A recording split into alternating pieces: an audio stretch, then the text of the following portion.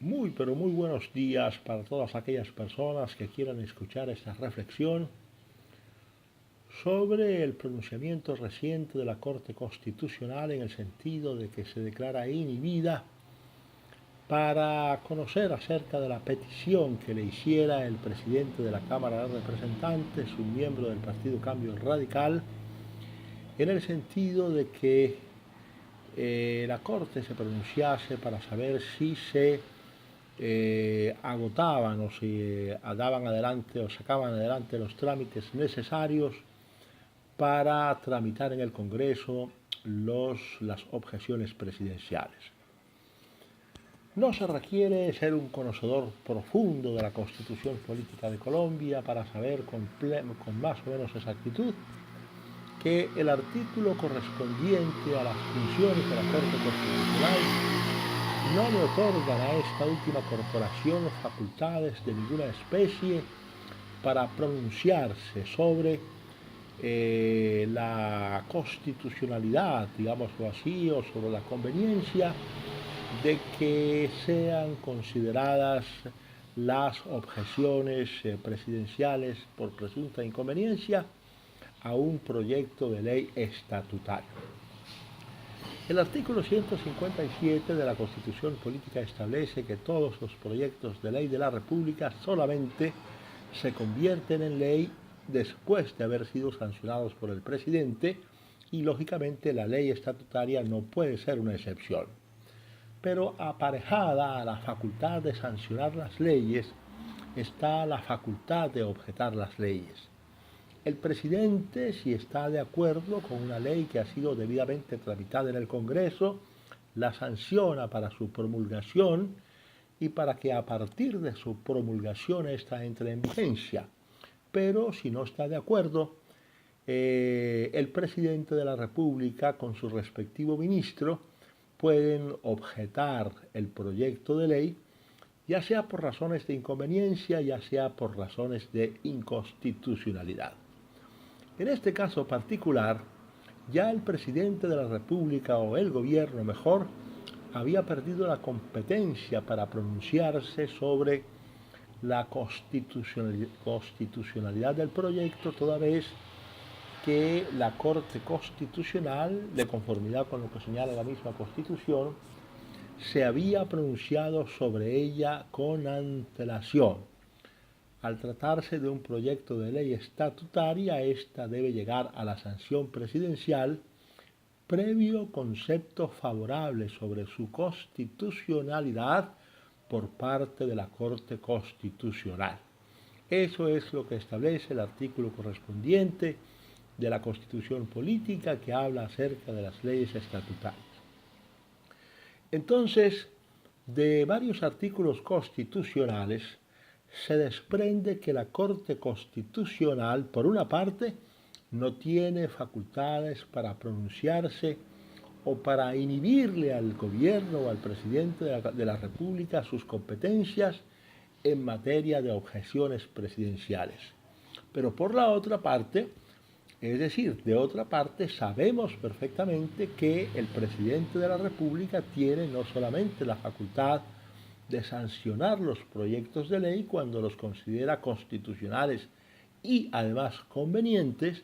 sino la facultad de objetar esos proyectos de ley cuando los considera inconstitucionales o inconvenientes. Como quizá ya lo dijimos hace apenas un par de minutos, el presidente en este caso particular ya estaba impedido para objetarle el proyecto de ley por supuesta inconstitucionalidad, pero no así para pronunciarse acerca de la presunta inconveniencia del proyecto de ley como en efecto hizo. Hace unos pocos días el presidente de la República, Iván Duque Márquez, asumió ante la opinión pública colombiana su responsabilidad por el hecho de haber objetado parcialmente la ley estatutaria de la Jurisdicción Especial para la Paz por considerar que 6 o 7 artículos de ella no eran convenientes en cuanto que su redacción era ambigua y que de alguna manera su aplicación podría favorecer a algunos sectores en detrimento de otros. Mucho más concretamente, consideró el presidente Iván Duque Márquez que esos artículos abrían la puerta para que en un momento determinado se abandonasen los derechos de las víctimas. Es importante saber que el derecho restaurativo tiene como condición sine qua non el hecho de que el victimario, para poder conseguir que el Estado colombiano renuncie al ejercicio de la acción penal, debe reparar en su integridad a las víctimas del injusto, es decir, a aquellas personas que han sufrido daño como consecuencia de la comisión del delito por medio del cual ha sido la persona condenada. Y este es uno de los puntos en que el presidente de la República consideró que no era conveniente que el artículo pasara, por cuanto a juicio del gobierno no estaba claro el procedimiento a seguir cuando los victimarios no habían reparado integralmente a las víctimas. Pero independientemente de esas circunstancias que trataremos un poco más a fondo unos minutos más adelante, quiero referirme al hecho de que muchas personas pontificaron y aún siguen pontificando a pesar del pronunciamiento de la Corte Constitucional, en el sentido de que el presidente de la República no tenía las facultades de objetar la ley porque supuestamente se producía un choque de trenes o porque supuestamente el presidente de la República asumía unas competencias que no correspondían. Sin embargo, para cualquier persona que haya estudiado con algo de seriedad la Constitución política, era claro que absolutamente nadie le había cercenado al presidente de la República su facultad, su competencia, su potestad para objetar la ley parcial o totalmente por inconveniente. De tal manera que, incluido el procurador, quedaron estas personas completamente desorientadas porque adujeron una serie de argumentos jurídicos que en última instancia se sabía que no tenían absolutamente ningún respaldo normativo, ningún respaldo en la jurisprudencia reciente de la Corte Constitucional, pero tampoco absolutamente ningún respaldo en la lógica jurídica. Porque si el presidente de la República tiene como función objetar las leyes y la Corte ya se ha pronunciado sobre la constitucionalidad de una ley, es claro que sigue incólume, sigue en pie la potestad para objetar la ley por presunta inconveniencia, como repetimos, lo hizo en su momento el presidente de la República. Entonces aquí podemos resumir las cosas de esta manera. Como se trata de un proyecto de ley estatutaria, ese proyecto de ley pasa del Congreso de la República a la Corte Constitucional para que la Corte Constitucional decida definitivamente sobre la constitucionalidad del proyecto. Y de la Corte Constitucional pasa al presidente de la República, es decir, al gobierno, con el propósito de que el gobierno la sancione para que pueda ser promulgada. Pero la facultad de sancionar lleva implícita también la facultad de rechazar, o en este caso de objetar la ley, y por lo tanto el procedimiento era absolutamente válido. Esto simplemente si hacemos un análisis jurídico, pero podríamos incluso hacer un análisis histórico como quiera, que la figura de la objeción presidencial o de la sanción presidencial fue introducida en 1885, en la que sería la Constitución Política de 1886, por don Miguel Antonio Caro, quien creó lo que posteriormente se denominó en términos académicos o en términos de la academia, el control interno de los proyectos de ley, en donde absolutamente todas las distintas ramas del poder público intervenían en el control de constitucionalidad. El Congreso de la República, en el momento de discutir, de debatir y de aprobar los proyectos de ley, el gobierno colombiano, en el momento de sancionar los proyectos de ley que podían ser objetados por presunta inconstitucionalidad, y posteriormente la Corte Suprema de Justicia en aquella oportunidad o la Corte Constitucional en las actuales circunstancias, de tal manera que esta no es una figura novedosa del derecho público colombiano, como tampoco lo es del derecho público en general,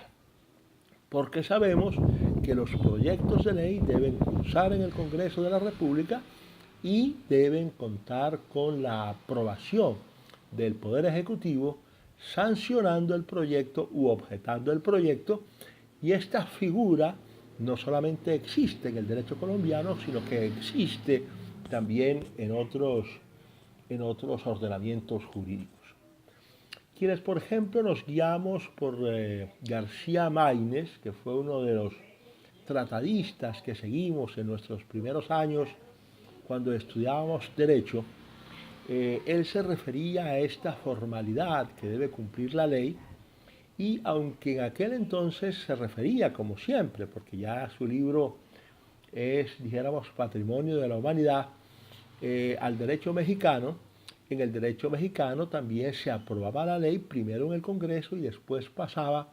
al gobierno para que el gobierno la sancionara. Y en caso de que ésta fuese objetada por el presidente de la República, pasara a una corte con funciones de control constitucional, a fin de que esa corte con funciones de control constitucional decidiese la constitucionalidad de la ley. Aquí vamos a hacer, dijéramos, una pequeña conclusión y un primer corte, y esta sería una de las primeras monsergas que nosotros haremos al respecto. La conclusión que tenemos que sacar de este primer capítulo es que simplemente la Corte no constitucional no tiene absolutamente ningún tipo de facultad para inhibir al presidente de la República de su potestad para objetar las leyes. Segundo, que una cosa es la constitucionalidad de un proyecto de ley y otra cosa bien distinta es la inconveniencia de un proyecto de ley. Tercero, podemos decir que una vez objetado el proyecto de ley por parte del presidente de la República por presunta inconveniencia y por expreso mandato de la ley o por expreso mandato de la Constitución, esta objeción presidencial hace que el proyecto de ley regrese a las cámaras legislativas para que las cámaras legislativas decidan sobre si son o no son fundadas las objeciones presidenciales. Yo particularmente pienso que las cámaras legislativas no tienen absolutamente ninguna facultad para modificar el proyecto, pero la Corte insinúa que sí tienen la facultad para modificar, para debatir el proyecto, incluso para aceptar las recomendaciones que hace el presidente de la República en ciertos aspectos muy puntuales.